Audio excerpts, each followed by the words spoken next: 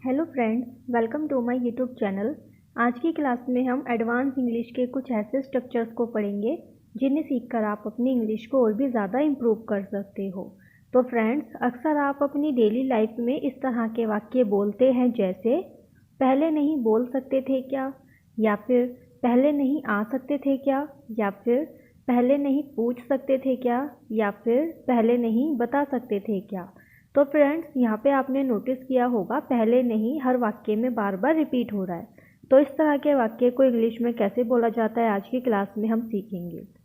सबसे पहले हम जान लेते हैं पहले नहीं, जो ये वाक्य बार बार रिपीट हो रहा है, इसको इस तरह के वाक्य को इंग्लिश में कैसे बोला जाता है। तो फ्रेंड्स, इन सभी वाक्यों को बनाने के लिए आप यूज़ करोगे कुडंट, यू हैव, कुडंट, या फिर आप इस कुड नॉट को, मतलब कुडंट को आप कुड नॉट भी बोल सकते हो। ये कुडंट मैंने शॉर्ट में लिख दिया है, इसे आप कुड नॉट भी बोल सकते हो। कुडंट यू हैव, किसका यूज़ करोगे इसे आप?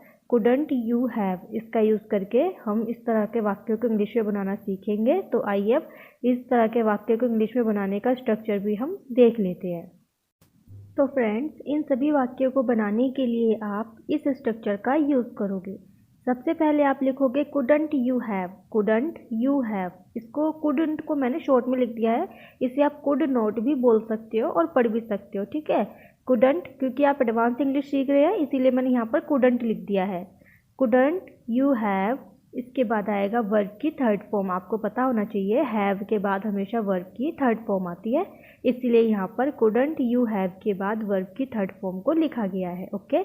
और इसके बाद आ जाएगा ऑब्जेक्ट, और ऑब्जेक्ट के बाद क्या आ जाएगा? बिफोर। बिफोर क्यों आया? क्योंकि इस सेंटेंस में, वाक्य में देखिए पहले लिखा हुआ है। पहले नहीं बोल सकते थे क्या, पहले, तो इसको हम लास्ट में लिख देंगे बिफोर।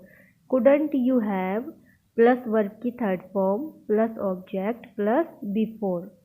तो इस स्ट्रक्चर का यूज़ करके अब हम इस तरह के वाक्य को इंग्लिश में बनाना सीखते हैं। हमारा फर्स्ट सेंटेंस है पहले नहीं बोल सकते थे क्या, पहले नहीं बोल सकते थे क्या। तो फ्रेंड्स, इसे आप इंग्लिश में कैसे बोलोगे? पहले आप लिखोगे couldn't you have, couldn't you have. Could not क्यों आया है? क्योंकि लास्ट में वाक्य के अंत में सकता आ रहा है, तो सकते थे, अगर थे आ जाए, सकता है आएगा तो हम कैन का यूज़ करेंगे। और इसमें क्या है? सकते थे, तो इसमें हम कुड का यूज़ करेंगे। कैन की पास्ट फॉर्म होती है कुड, तो इसलिए यहाँ पर कुड का यूज़ किया गया है, ओके। पहले नहीं बोल सकते थे क्या, कुडंट यू हैव के बाद आएगी वर्ब की थर्ड फॉर्म। वर्ब क्या है इसमें? बोलना। बोलने को इंग्लिश में क्या कहते हैं? स्पीक। और स्पीक की थर्ड फॉर्म क्या होती है? Spoken. Speak, spoke, spoken. Couldn't you have spoken, spoken के बाद आ जाएगा बिफोर। बिफोर किस लिए है? क्योंकि यहाँ पर इसमें स्टार्टिंग में लिखा हुआ है पहले, तो हम पहले को इंग्लिश में बिफोर बोलते हैं, ओके।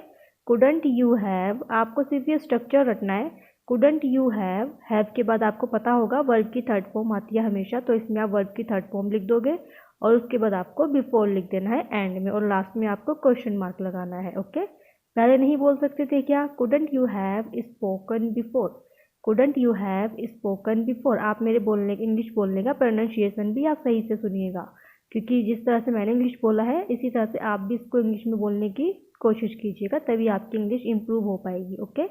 पहले नहीं बोल सकते थे क्या, couldn't you have spoken before, couldn't you have spoken before. I hope friends आपको ये समझ में आया होगा। अब इसी तरह से आपको अगला वाक्य बनाना है। तो फ्रेंड्स, आपने इस वाक्य में देखा होगा यहाँ पर वर्ब की थर्ड फॉर्म के बाद बिफोर आ गया है, क्योंकि इस वाक्य में ऑब्जेक्ट कोई बचा ही नहीं था।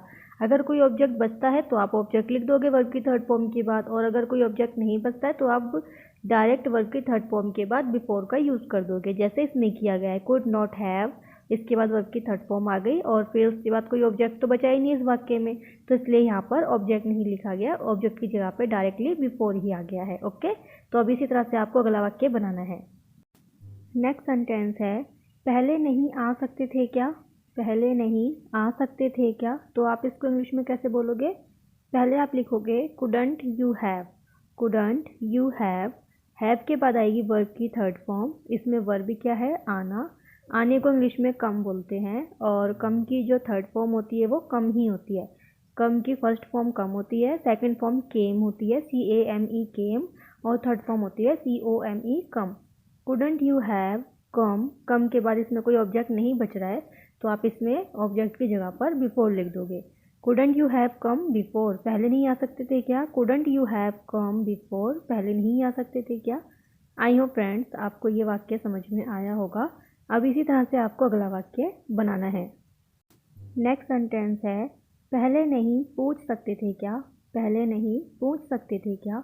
अब आप इसको इंग्लिश में कैसे बोलोगे? पहले आप लिखोगे couldn't you have, couldn't you have, या फिर आप इसको ये बोल सकते हो could not you have. Couldn't you have के बाद आ जाएगी वर्ब की थर्ड फॉर्म। वर्ब क्या है इसमें? पूछना। पूछने को इंग्लिश में आस्क बोलते हैं। पूछने को इंग्लिश में क्या बोलते हैं? ASK, ask. और आस्क की जो थर्ड फॉर्म होती है वो आस्क्ड होती है। आस्क की फर्स्ट फॉर्म आस्क होगी, सेकंड फॉर्म आस्क्ड होगी और थर्ड फॉर्म भी इसकी आस्क्ड होती है। इसमें ईडी लग जाता है लास्ट में। Okay, couldn't you have asked, asked का मतलब पूछना। Couldn't you have asked, asked के बाद आ जाएगा बिफोर, क्योंकि इसमें ऑब्जेक्ट कुछ बच नहीं रहा है इसलिए इसमें बिफोर आ गया। पहले नहीं पूछ सकते थे क्या? Couldn't you have asked before, couldn't you have asked before. I hope friends आपको ये समझ में आया होगा। अब इसी तरह से आपको अगला वाक्य बनाना है। नेक्स्ट सेंटेंस है, पहले नहीं बता सकते थे क्या? पहले नहीं बता सकते थे क्या? तो आप इसको इंग्लिश में कैसे बोलोगे? पहले आप लिखोगे couldn't you have, couldn't you have के बाद आएगी वर्ब की थर्ड फॉर्म। वर्ब क्या है इसमें? बताना। बताने को इंग्लिश में टेल बोलते हैं, TELL, टेल। बताने को इंग्लिश में क्या बोलते हैं? टेल। और टेल की जो थर्ड फॉर्म होती है वो टोल्ड होती है। टेल की थर्ड फॉर्म क्या होती है? टोल्ड। टेल की फर्स्ट फॉर्म होती है टेल, सेकंड फॉर्म होती है टोल्ड और थर्ड फॉर्म भी इसकी टोल्ड होती है। तो इसमें हम टोल्ड लिखेंगे। Couldn't you have told, told के बाद आ जाएगा ऑब्जेक्ट। ऑब्जेक्ट क्या है इसमें? अब मुझे पहले नहीं बता सकते थे क्या, इसमें आप मुझे ऐड कर लीजिएगा। पहले नहीं बता सकते थे क्या, तो इसमें ऑब्जेक्ट क्या बचा? मुझे को इंग्लिश में मी बोलेंगे। Couldn't you have told me before, couldn't you have told me before, पहले नहीं बता सकते थे क्या, या फिर मुझे पहले नहीं बता सकते थे क्या, तो इसको आप क्या बोलोगे? Couldn't you have told me before. I hope friends आपको ये समझ में आया होगा। इसी तरह से आपको अगला वाक्य बनाना है। नेक्स्ट सेंटेंस है, पहले नहीं जा सकते थे क्या? पहले नहीं जा सकते थे क्या? इसे आप इंग्लिश में कैसे बनाओगे? इसे आपको इसी स्ट्रक्चर का यूज़ करके बनाना है। पहले आपको कुडंट यू हैव लिखना है, इसके बाद वर्ब की थर्ड फॉर्म लिखनी है और उसके बाद आपको ऑब्जेक्ट लिखना है। अगर ऑब्जेक्ट बच रहा है तो आप ऑब्जेक्ट लिख दीजिएगा, ऑब्जेक्ट नहीं बच रहा है तो आप इसमें वर्ब की थर्ड फॉर्म के बाद बिफोर लिख दीजिएगा। ओके, तो आप इसको इंग्लिश में ट्रांसलेट कीजिएगा और कमेंट करके आप मुझे बताइए आपने क्या बनाया है, ताकि मैं चेक कर सकूँ आपने सही बनाया है या फिर नहीं बनाया। आपको वीडियो समझ में आई है या फिर नहीं आई है वो तभी पता चलेगा जब आप इसका आंसर कमेंट करके बताओगे। ओके, तो आई होप फ्रेंड्स आपको पूरी वीडियो समझ में आई होगी। इसी तरह की और वीडियोस को देखने के लिए आप हमारे चैनल को सब्सक्राइब करें, वीडियो को लाइक करें, शेयर करें। मिलते हैं अब नेक्स्ट वीडियो में। Bye bye, take care.